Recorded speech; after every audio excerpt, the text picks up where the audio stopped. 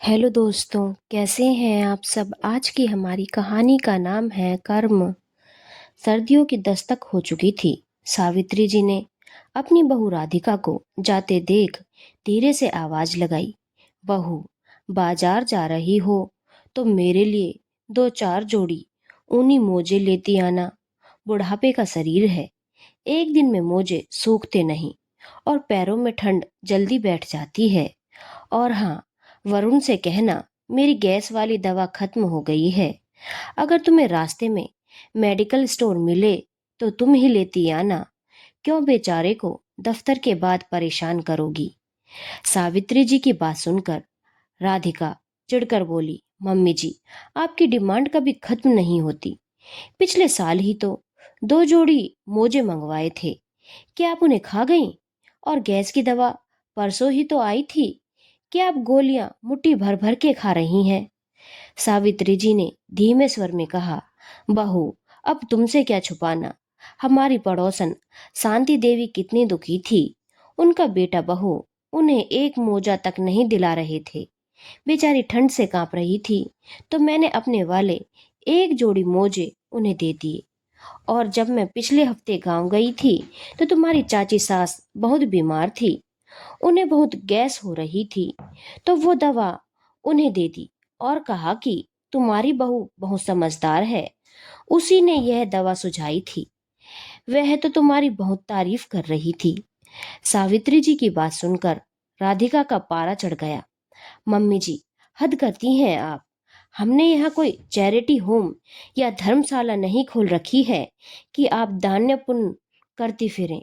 इन चीजों के पैसे लगते हैं और पैसे पेड़ पर नहीं उगते। आप तो ऐसे लुटाती हैं जैसे खुद कमा कर लाती हों। यह आखिरी बार है, और अगर अगली बार से किसी को कुछ दिया तो खुद ऊन और सलाई लेकर बैठ जाइएगा, मैं नहीं लाने वाली। शाम को जब वरुण घर आया तो सावित्री जी टीवी देख रही थी। वरुण आते ही झल्लाया, माँ, सारा दिन बस टीवी देखती रहती हो। आपको पता भी है बिजली का बिल कितना आता है।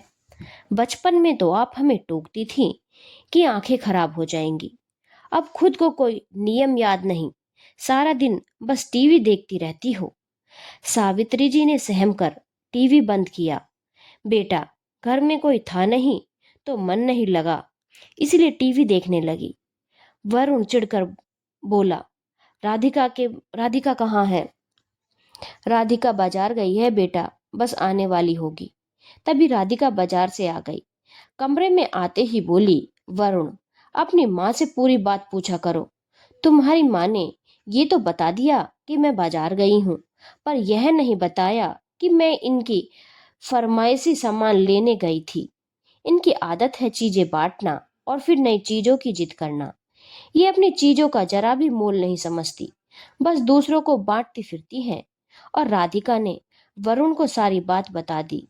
कैसे पड़ोस वाली आंटी को मोजे दे दिए और चाची को गैस की दवाई दे दी। राधिका की बात सुनकर वरुण सख्त लहजे में बोला, माँ, यह सब क्या है? अगर आप इतनी लापरवाही रहेंगी तो हमें आपकी हर चीज का पाई पाई का हिसाब रखना पड़ेगा। जिम्मेदारी से रहना सीखिए। आप छोटी बच्ची तो हो नहीं जिसे समझ ना आए कि पैसे कैसे कमाए जाते हैं। बेटे के ऐसे बोल सुनकर सावित्री जी का चेहरा उतर गया। कुछ दिन बाद जब वरुण और राधिका घूमने निकल रहे थे, सावित्री जी ने कहा, बहू, मेरा शुगर फ्री च्यवनप्राश और चूर्ण खत्म होने वाला है, लेती आना। अपनी माँ की नई फरमाइश सुनकर वरुण झुंझलाकर बोला, माँ, 2 दिन च्यवनप्राश नहीं खाओगी तो कोई पहाड़ नहीं टूट पड़ेगा। हर वक्त टोकना जरूरी है क्या? जब भी बाहर निकलते हैं कोई ना कोई नई फरमाइश तैयार रहती है। इतना कहकर वे दोनों चले गए। उनके जाने के बाद सावित्री जी के पति कैलाश जी के पुराने मित्र दीनानाथ जी आए।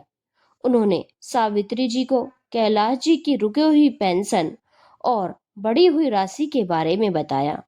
दीनानाथ जी बोले, भाभी जी, कैलाश भाई का सारा बकाया पैसा आपके गांव वाले खाते में ट्रांसफर करवा दिया है, और यह रहा आपका एटीएम कार्ड। अब आपको किसी के आगे हाथ फैलाने की जरूरत नहीं। दीनानाथ जी की बातें सुनकर सावित्री जी की आंखों में आंसू आ गए और भावुक होकर बोली, दीनानाथ भाई, आपने बहुत बड़ी मदद की है। बेटे बहू के साथ रहकर लगता था मैं बोझ बन गई हूँ। अब मैं भी सम्मान के साथ रह सकूंगी। रात को जब बेटा बहू घर लौटे तो टेबल पर एक बिस्कुट का पैकेट रखा था जिसे सावित्री जी खा रही थी। टेबल पर रखे बिस्किट देखकर राधिका फिर शुरू हो गई। ये बिस्कुट हवा में क्यों छोड़े मम्मी जी? कितनी बर्बादी करती हैं आप। वरुण भी राधिका का साथ देते हुए बोला, माँ, उम्र के साथ अकल भी चली गई है क्या आप में? अगर राधिका टोकती है तो सही करती है। पापा की 25-30 हजार की पेंशन दिखती है, पर इस घर में हमारा कितना खर्चा होता है उसका हिसाब कभी लगाया है आपने? मेरे पैसे की भी कुछ कद्र कीजिए। बेटे बहू की बातें सुनकर सावित्री जी का दिल टूट गया। उन्होंने अपनी सहेली सुमित्रा को फोन किया, जिसने बताया कि उसके बच्चे तो उसे गांव के टूटे घर में छोड़ आए हैं। सुमित्रा ने कहा, सावित्री, अपनों के बीच रहकर अकेला महसूस करने से अच्छा है कि अकेले रहकर सुकून से जिया जाए। सुमित्रा जी की बात सुनकर एक फैसला लिया।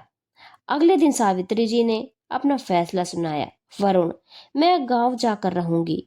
वरुण ने लापरवाही से कहा, ठीक है, पर याद रखना, मेरे पास गांव आने की छुट्टी नहीं है। मैं ड्राइवर से कह देता हूँ, वो छोड़ आएगा। सावित्री जी मुस्कुराई, पर उनकी आंखों में एक चमक थी। सामान समेटते हुए उन्होंने कहा, बेटा, चिंता मत कर, अब तेरा खर्चा नहीं बढ़ेगा।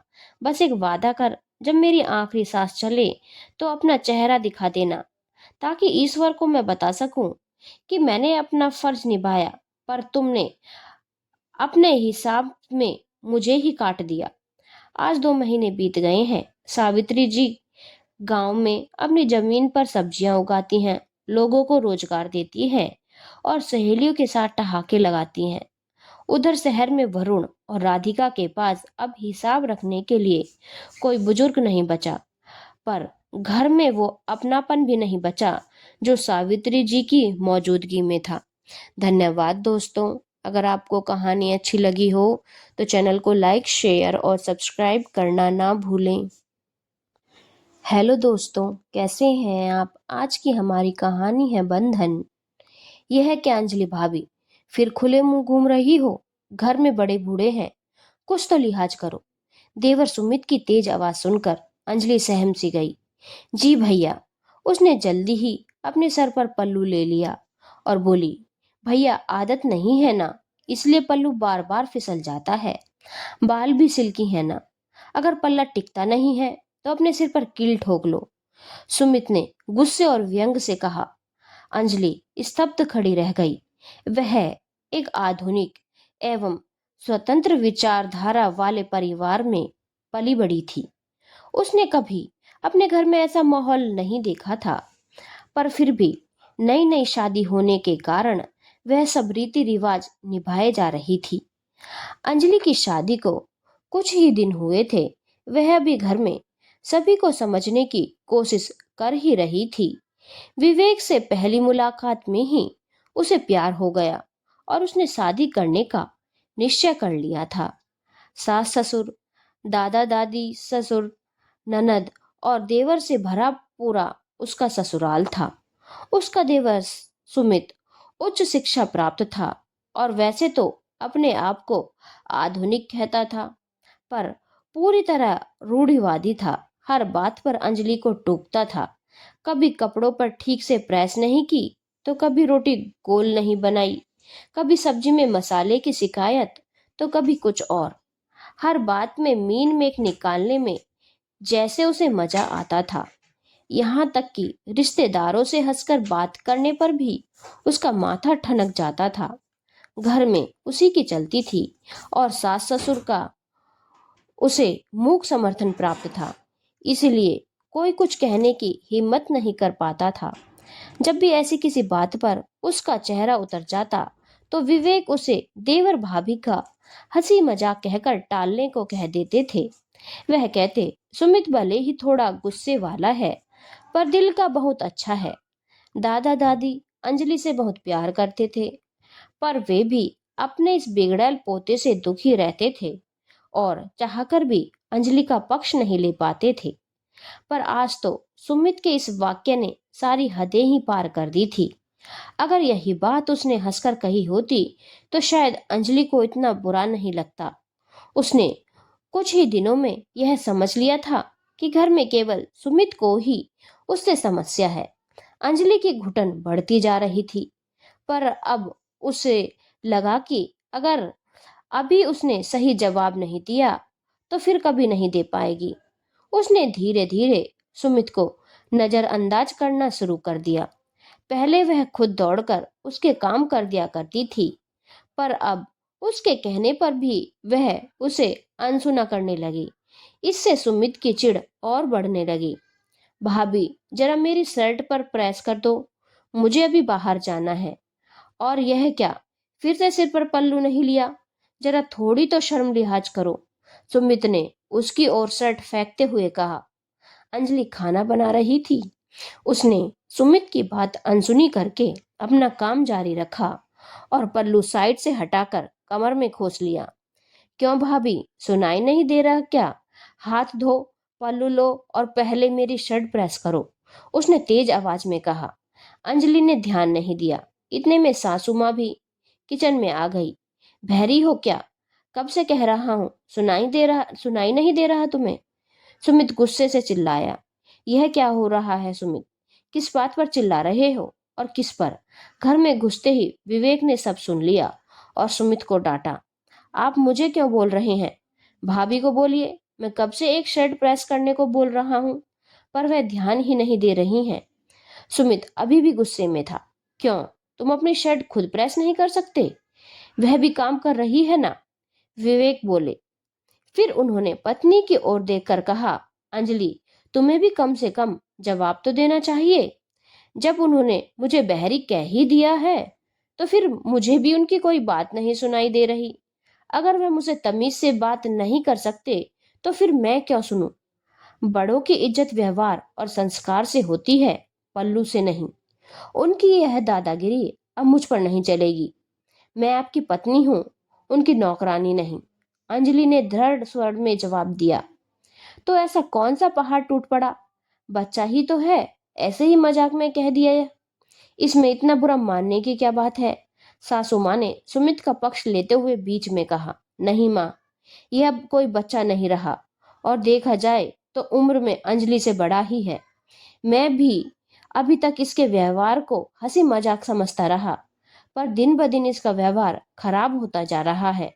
सुमित, चलो माफी मांगो अंजलि से और आइंदा तमीज से बात करना। बड़ी भाभी है तुम्हारी, विवेक ने सख्ती से कहा। तो सुमित का सिर झुक गया और उसने अंजलि से माफी मांग ली। अंजलि को विवेक पर गर्व हुआ कि आज उन्होंने अपनी पत्नी के सम्मान की रक्षा की। उसे लगा आज उसे सच में आजादी मिली है, बेवजह के बंधनों और पुराने ख्यालों से। धन्यवाद दोस्तों। अगर आपको हमारी दोनों कहानियाँ पसंद आई हों तो चैनल को लाइक, शेयर और सब्सक्राइब करना ना भूलें।